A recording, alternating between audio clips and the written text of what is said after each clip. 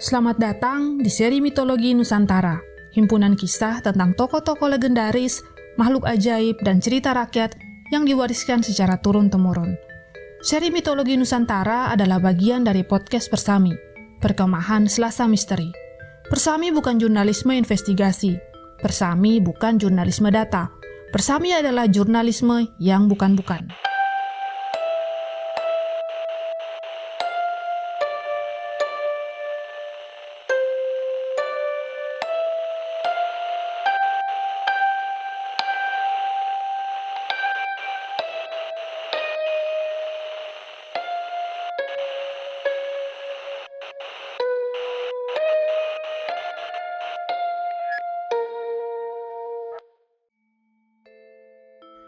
Malam itu, aku tidak bisa tidur.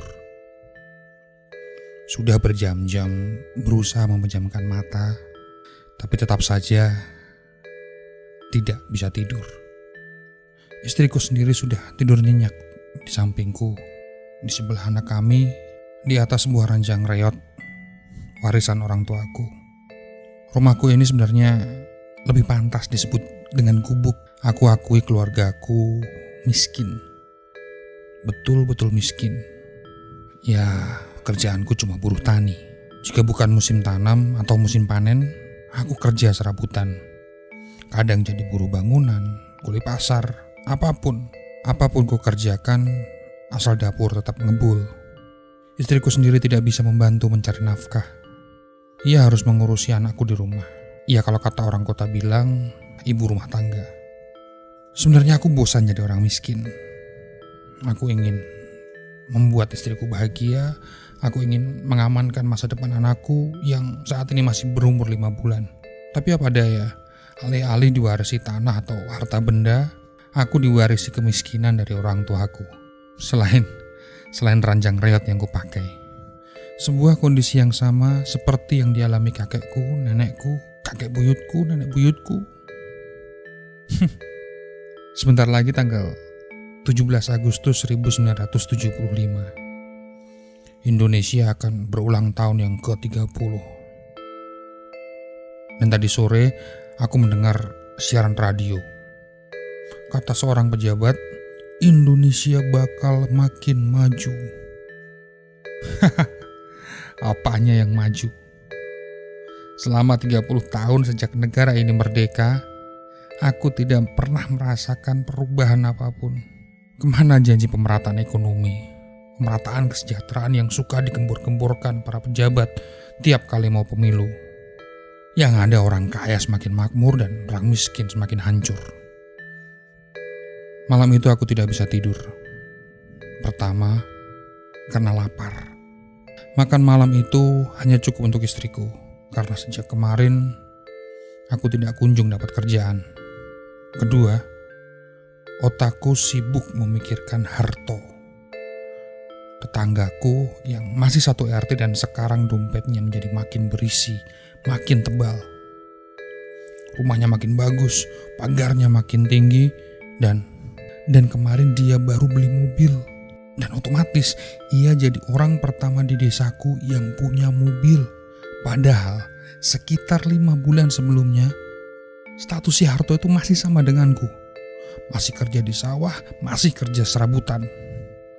Tapi sejak dia sering main ke kota, nasibnya tiba-tiba berubah. Aku dan yang lain gak pernah tahu apa kerjanya. Yang aku tahu, pulang-pulang dia makin kaya. Dan anehnya, kenapa semakin kaya, tapi Harto malah makin menutup diri? Lalu begini, di zaman yang serba susah kayak sekarang, bagaimana ia bisa mengubah nasibnya hampir 180 derajat dan dalam waktu yang cuma beberapa bulan saja?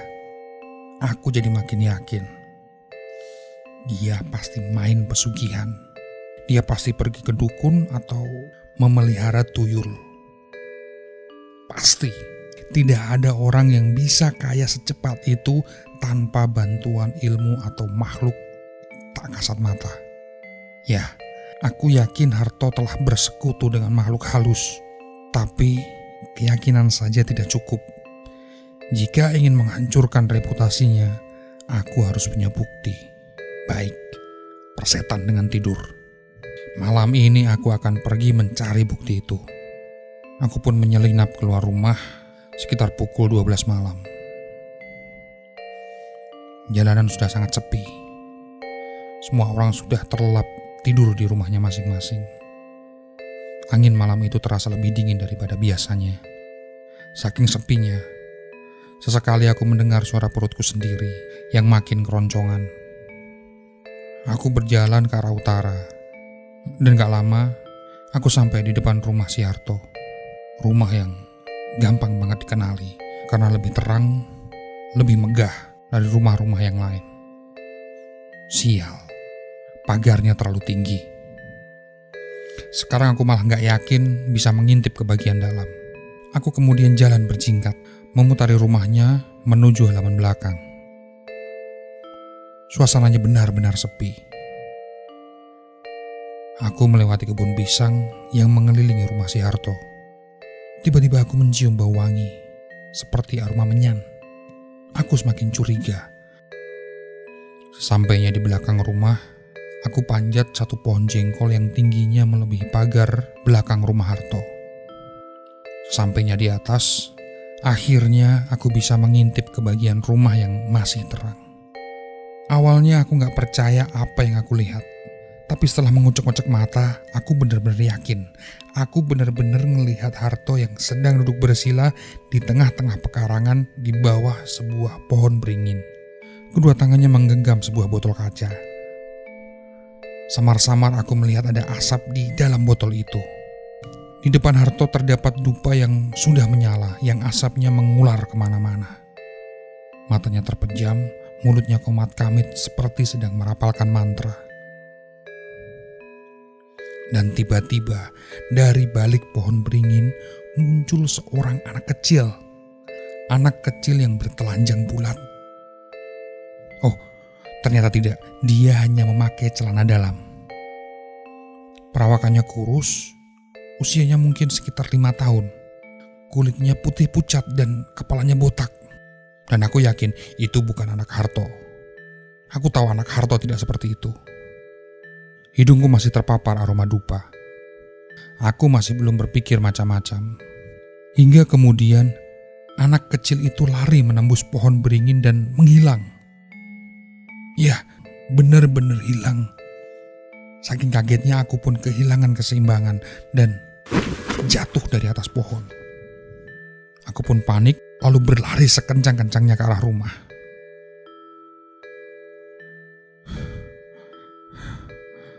Nafasku tersengal-sengal. Jantungku rasanya mau copot. Pikiranku kalut tapi sekaligus yakin bahwa aku baru saja melihat tuyul. Sesampainya di rumah, aku terduduk lemas di kursi. Aku atur nafas, lalu bergegas masuk kamar dan ingin menceritakan apa yang aku lihat pada istriku. Tapi kemudian aku malah melihat pemandangan yang jauh lebih ganjil. Di atas ranjangku, anakku sudah tidak ada.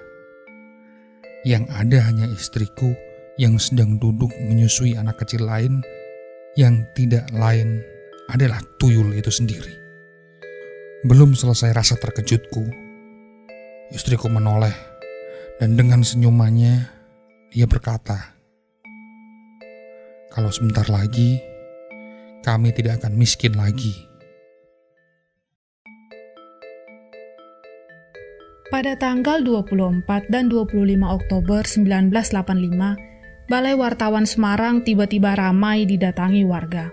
Katanya ada pertunjukan makhluk halus yang biasa orang-orang sebut dengan nama tuyul. Bayangkan, bisa secara langsung melihat hantu bocah berkepala gundul yang menurut kepercayaan lokal bisa melipat gandakan kekayaan. Sayangnya, informasi itu salah. Acara hari itu sebenarnya adalah sebuah seminar yang bertajuk Tuyul dan Alam Halus.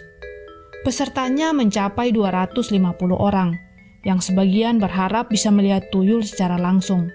Tapi sayangnya, tidak ada tuyul.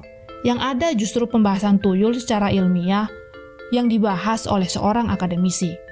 Penyelenggara seminar itu adalah Yayasan Para Psikologi Semesta atau YPS. Mereka menghadirkan Ong Hok Ham, sejarawan UI yang memaparkan sebuah temuan menarik. Dalam tradisi orang Jawa, khususnya di masyarakat agraris, mitologi tuyul muncul karena kesenjangan sosial dan ekonomi. Ya, mitos tuyul muncul karena adanya kecemburuan dan rasa antipati terhadap orang kaya. Untuk membahas ini, kita perlu mundur ke tahun 1870. Masa di mana kebijakan tanam paksa sudah dihapuskan dan pemerintah kolonial Belanda menerapkan kebijakan ekonomi liberal. Awalnya orang-orang mengira sistem ini akan mengangkat ekonomi mereka, tapi kenyataannya tidak. Memang, kaum pedagang memiliki lebih banyak kesempatan untuk memperkaya diri, tapi para petani bernasib beda. Mereka justru makin dieksploitasi karena harga jual hasil bumi jadi mainan tengkulak. Mereka berhadapan dengan pedagang yang culas, praktek ijon, tuan tanah yang serakah, hingga golongan lintah darat. Belum lagi mereka juga menjadi korban penerapan pajak yang tidak adil. Situasi ini otomatis mendorong kemarahan serta kecemburuan sosial yang kadang-kadang diekspresikan dalam bentuk yang agresif. Permasalahannya, masyarakat Jawa tradisional belum mampu berpikir ilmiah. Oleh karena itu, banyak dari mereka yang mengaitkan kesenjangan ekonomi dengan hal-hal tahayul. Mindset seperti inilah yang menurut Ong Hok Ham melahirkan tuduhan bahwa orang-orang yang kaya secara mendadak atau tidak bisa menjelaskan asal-usul kekayaannya pasti karena dia meminta bantuan makhluk halus. Sejarawan George Quinn pernah menjelaskan, dalam konsep kemakmuran di kalangan petani, kekayaan itu harus berwujud. Proses akumulasinya harus dilakukan secara terbuka. Jika tidak, seseorang akan dituduh sebagai pencuri. Aksi pencurian juga bukan yang konvensional, bukan dengan menjadi perampok dalam pengertian pada umumnya, melainkan pencurian yang melibatkan makhluk halus, terutama dengan memelihara tuyul. Tuyul dalam kepercayaan masyarakat Jawa tradisional berwujud seperti anak kecil. Kepalanya botak, sehingga ada juga yang menyebut tuyul sebagai setan gundul. Tuyul ini tidak seperti hantu lain yang suka mengganggu, menakut-nakuti, atau membuat orang sakit. Tuyul justru disukai orang-orang, sebab jika seseorang berhasil memilikinya, si tuyul bisa diperintah untuk mencuri harta orang lain. Maklum, konon, tuyul punya kemampuan tidak kasat mata, dan juga kemampuan menembus dinding. Dia bisa memasuki tembok rumah orang kaya, membuka berangkasnya, dan membawa uang atau harta benda yang ada di dalamnya. Tapi, tentu saja, tidak ada makan siang yang gratis. Untuk bisa memelihara tuyul, seseorang harus menyiapkan tumbal dalam bentuk nyawa manusia. Bisa nyawa si pemilik tuyul, yang akan diambil setelah kontraknya habis, atau bisa juga nyawa teman, atau nyawa anggota keluarga. Versi lain mengatakan, tuyul bisa dikontrak selama 7 tahun. Selama 7 tahun itu, si tuyul bisa dimanfaatkan untuk mengeruk kekayaan sebanyak-banyaknya, tapi setelahnya si pemilik harus menyerahkan diri untuk disiksa di neraka. Nah, jika ingin menghindari skenario itu, si pemilik bisa mengorbankan orang lain sebagai penggantinya, yaitu tadi, tumbal nyawa teman atau anggota keluarga. Satu hal yang pasti, tuyul harus diberi makan setiap hari. Ada yang bilang, makanan tuyul adalah kacang hijau. Jika si pemilik adalah perempuan dan dia sedang hamil, maka si tuyul harus disusui secara teratur. Zaman bergerak ke arah yang semakin maju. Masyarakat Jawa makin rasional. Tapi tentu saja, di era kekinian pun masih ada yang percaya mitos tuyul. Barangkali karena ini bukan soal kemajuan zaman, tapi soal ketimpangan ekonomi. Selama ketimpangan ini masih ada, atau bahkan makin melebar, orang-orang miskin akan terus bertanya-tanya, bagaimana si A bisa menjadi kaya dalam waktu yang singkat dan melalui usaha yang tak seberapa? Barangkali tuyul memang benar-benar ada, tapi nama aslinya adalah privilege, atau kadang dipanggil kapitalisme. Saya Yantina, dan rekan saya Riva pamit undur diri. Sampai jumpa di seri Mitologi Nusantara edisi berikutnya.